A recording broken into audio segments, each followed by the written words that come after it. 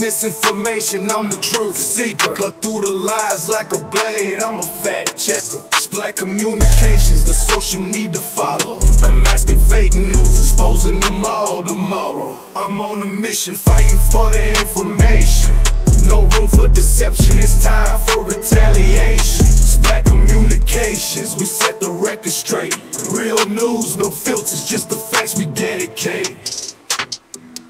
Fake news spreading like an epidemic outbreak, but I won't back down, I'll be the one to make them choke. Black communications, not that relevant until exposing all the lies. Watch them burn in hell. Good araw po sa lahat, Wina po ito ng Splat Communications and welcome to our channel. Ngayon po ay mayroon kaming bagong video para sa inyo na sigurado naming kakapulutan ninyo ng bagong impormasyon at kaalaman. Para po sa mga bago pa lang dito sa ating channel, huwag pong kalilimutan na mag-subscribe at mag-follow. Ugaliin din po na i-share ang ating videos para po mapagtulungan natin ang laban sa fake news, misinformation at disinformation. Hit the bell po para lagi pong updated kapag may bago tayong video at higit sa lahat, please don't skip ads. This will go a long way in helping us continue the work that we do. Maraming salamat po.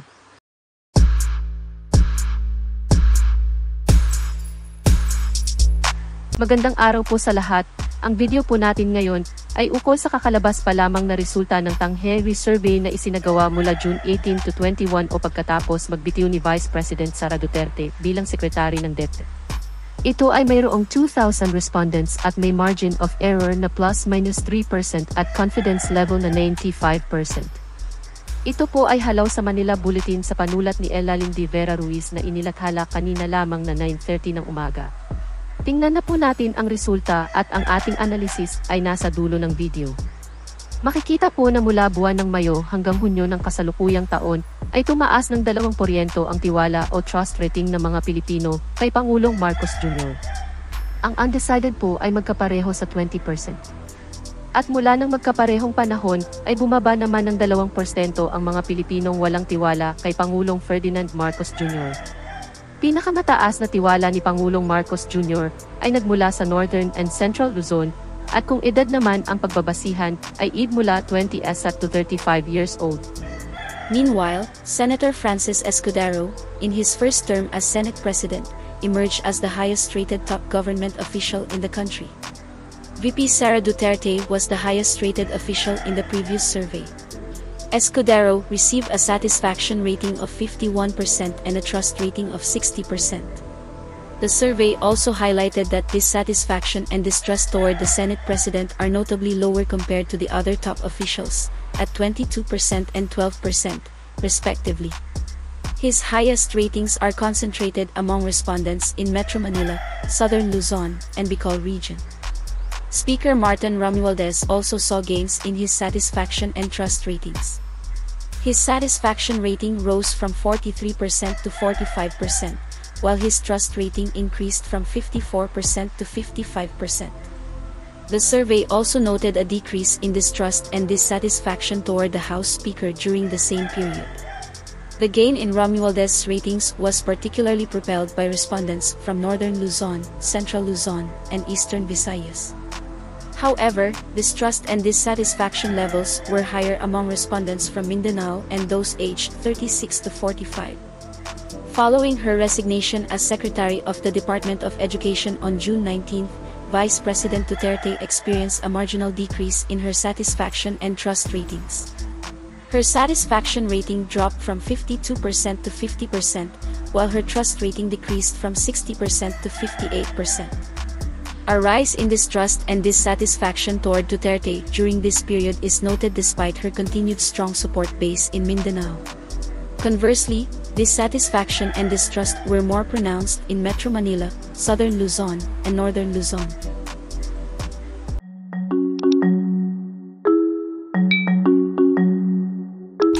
Maraming salamat po Ferricoy for being a channel member. Introducing Splat Communications channel memberships. For a small amounts per month, you can help us in our crusade to share correct, relevant and timely information, spread positivity and invoke inspiration.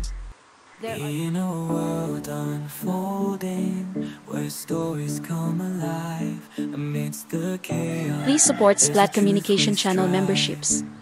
For small amounts per month, you would be able to help us continue our fight against fake news and disinformation. We have 3 levels of memberships: Splat Beginner, Splat Intermediate Plus, and Super Splat. Channel members have the any or all of the following perks: Loyalty Badge, Priority Reply to Messages, Members Only Live Chat, in-video and live video shoutouts, Early Access to Videos, Connecting to Social Media, Free and Discounted Merchandise. Hurry! Please become a channel member now. Ang pagbaba po ng tiwala at kasiyahan ng publiko kay VP Sara Duterte ay isang malinaw na indikasyon ng pag-urong ng kanyang political capital. Ang political capital ay mahalaga sa pagkamit ng mga layunin at pagpapatupad ng mga pulisiya. Kapag mababa ito, mas mahirap para sa isang leader na makuha ang suporta ng publiko at ng iba pang mga opisyal sa pamahalaan. Ang lumalaking bilang ng mga hindi nagtitiwala at hindi nasisiyahan kay Duterte ay nagpapakita ng kanyang papalubog na popularidad. Ang mga lider na nawawalan ng popularidad ay madalas na nahihirapan sa pagpapatupad ng kanilang mga programa at proyekto at maaari ring makaapekto sa kanilang mga ambisyon sa hinaharap, kabilang ang posibilidad na tumakbo muli sa mas mataas na posisyon. Kawalan ng aksyon sa PISA rankings. Ang isa po marahil sa mga pangunahing dahilan ng pagbibitiw at pagbaba ng ratings ni Sara Duterte ay ang kanyang kabiguan sa pag-angat ng ranggo ng Pilipinas sa PISA rankings.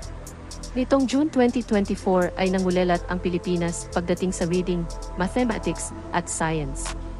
Ang kawalan ng makabuluhang pag-angat sa mga ranggong ito sa ilalim ng pamumuno ni VP Duterte bilang kalihim ng Department of Education ay isang malaking issue na di niya maaring takbuhan sa pagre-resign. Ito ay magsisilbing multo na habulin ang kanyang kakayana na mamuno ng isang sangay na pamahalaan.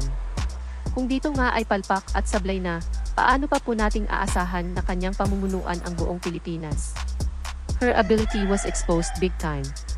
Pag-isipan po natin ito ng maigi. Shoutouts: Bocap, Bokling Vicente, Eliseo Ducusin, FAC, Ramon Ramos, Estela Rosal. Kindly share your thoughts in the comment section. We hope you learned something new today. In behalf of the entire Splat Communications team, thank you. Till next time. Please pray for world peace, please pray for the Philippines and the Filipinos. Stay safe. Rosa out.